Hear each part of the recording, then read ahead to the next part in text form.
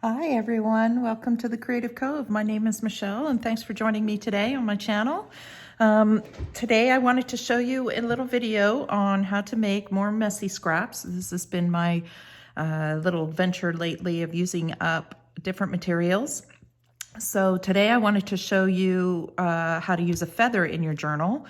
I love feathers, and this is going to sound kind of gross, but I was out in the backyard yesterday. We still have quite a bit of snow here in Ontario, and my dog was very curious about something, so I wandered over to see what she was getting into.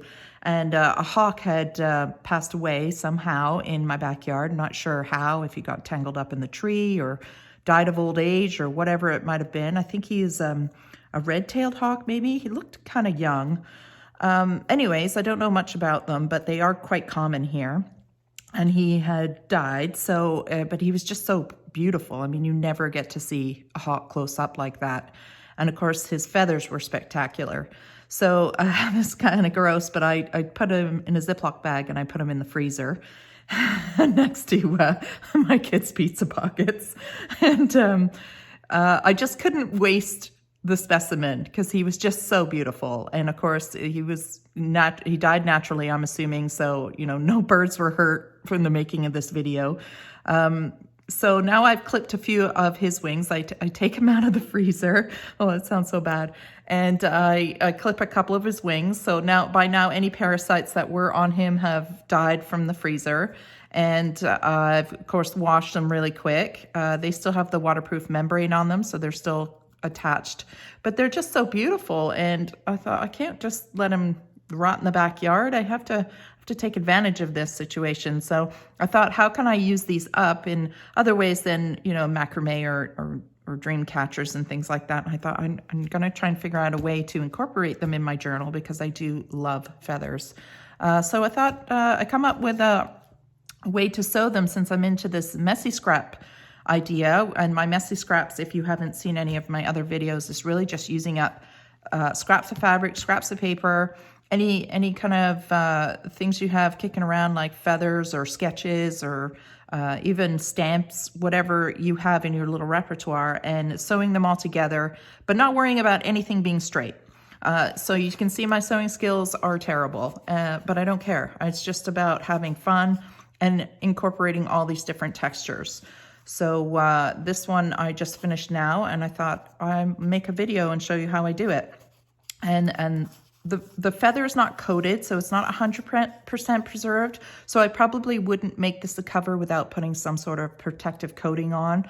At this point, I think really all you could do would be maybe laminating or maybe sewing over top, like a clear coat of like a plastic membrane of some kind to go over top of it, like this plastic sheet here maybe, and this has writing on it, but you could sew that over top and that would protect it, because right now it is exposed.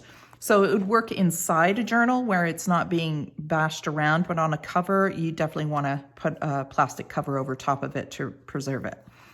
So let's go through what I did here. We'll make a couple of little ones, because I really enjoy the process and I want to share it with you guys, and hopefully it gives you some inspiration on using up, things that you find and dead birds in your backyard.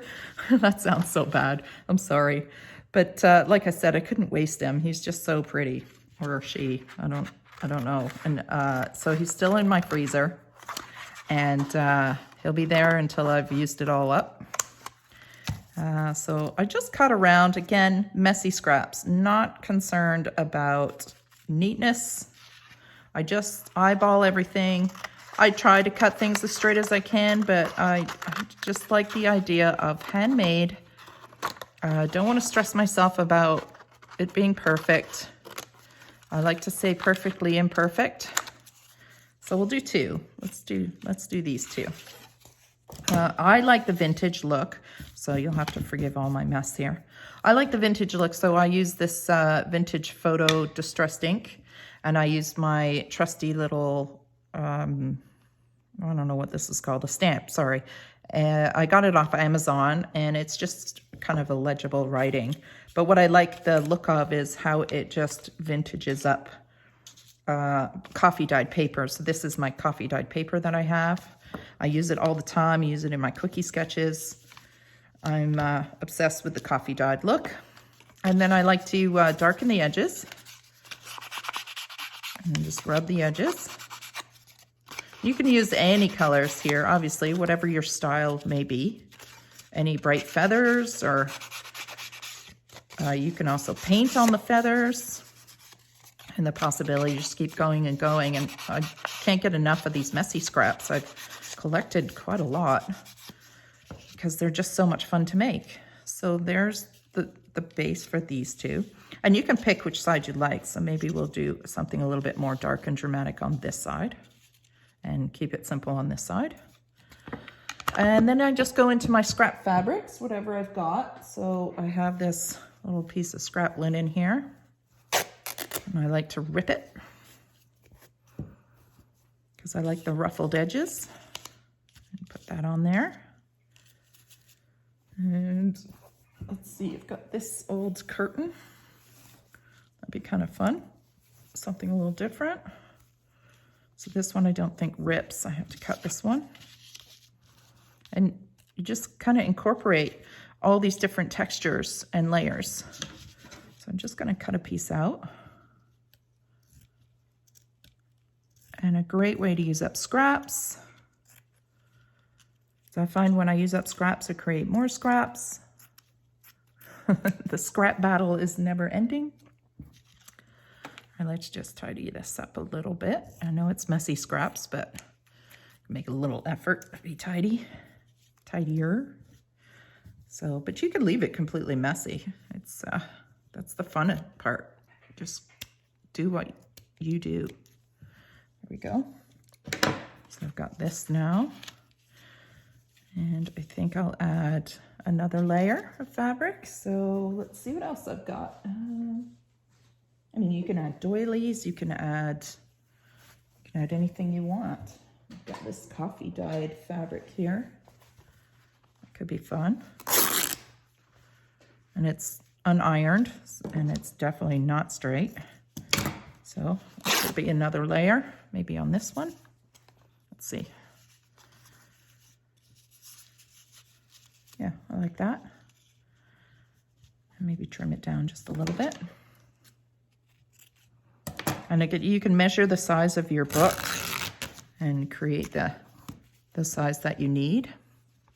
I just like to make them random sizes. There we go. Hopefully I'm in frame here.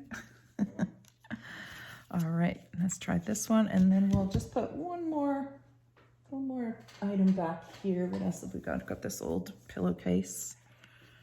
Do we like that? No, it's too blue. Don't like the blue with this. So let's just go with the white, maybe. So this rough piece of cotton I've got left. Stickies all over it. Let's try this. Yeah, I like that. Let's do that. So I'm going to even up this end here.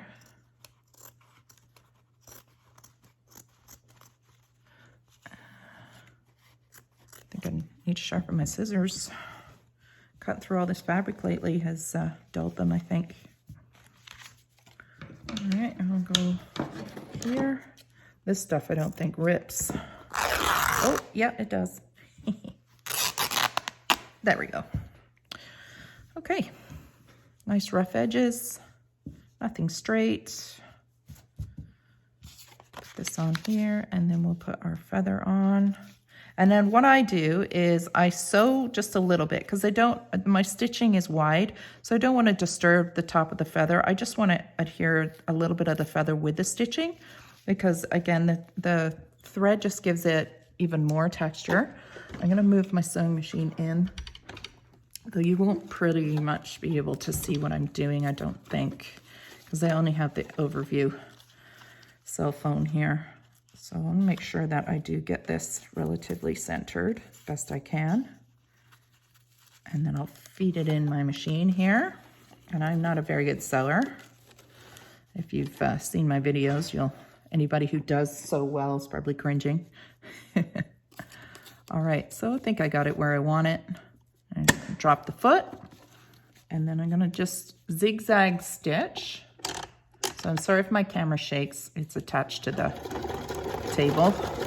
And I'm just gonna zigzag down the center membrane of the feather. And pull that up.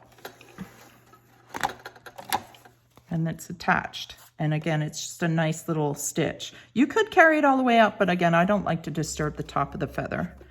So now I'm just gonna go around with a straight stitch and stitch this paper right to the fabric. Hopefully relatively straight. So again, my camera will shake a bit, sorry. Try and do this quickly for you. And just rotate it. Go all the way around. Yeah, my husband went to get something out of the freezer and he's like, there's a bird in our freezer. Yeah. Don't you know me by now? I said, but it's such a beautiful bird. I mean, how often you get to get so close to a beautiful bird like that and really appreciate all the beauty and feathers and everything in it. So I know it sounds morbid, but I couldn't resist. So, all right, there's that one. Let's do this one really quick, just so I can show you them both. So again, you can pick which side you like your feather on. So this one is nice and dark with a high contrast. I'll keep this one a little bit more subtle. So the softer colors. So I'm just gonna feed the bottom end of this in and just catch the bottom end of the feather so that I don't disturb too much of the feather. When I sew it, I'm gonna go back to my zigzag and just zigzag that in. And then I'm gonna come up and go around the edge with a straight stitch. Oops. Oh, I forgot to, yeah, let's see if it's sewing. I forgot to cut the thread. No, it's sewing, we're good. Go ahead and sew around so you can see it. And you can use like fun, different colored threads for this project, different colored papers. I've done a couple of messy scrap videos now with sketches, and I just really love the look of these put together. All right, so that's it for sewing for now. I'll move this guy out of the way. Ugh. Okay, so you can see how the stitching can disrupt the waterproof membrane of the fabric, which is why I don't like to go all the way up. I could do a wider stitch there too, but I think it's okay. I think it still looks pretty good. Just cut this off. So what I like to do now is I add a little bit of the 3-in-1 glue and just stick the rest of the feather down. So I glue on the paper just to help preserve that feather, so you can see it's rolling up and it will get caught on things, and we don't want it disturbed. So I'll do this side too. So I just kind of fold the paper back and glue underneath the feather here. Try not to disrupt that feather too much. Just push down really quick. Oops, he came up. Just try to hold it for a second. And then you've got some really fun little accessory ephemeras using natural feathers. And there you go. And like I said, you could sew, this maybe not the best example because of the writing, maybe you like the writing, but you could sew a plastic membrane over top, and that would protect the feather from any kind of exposure in your book, especially if you're using it for a cover.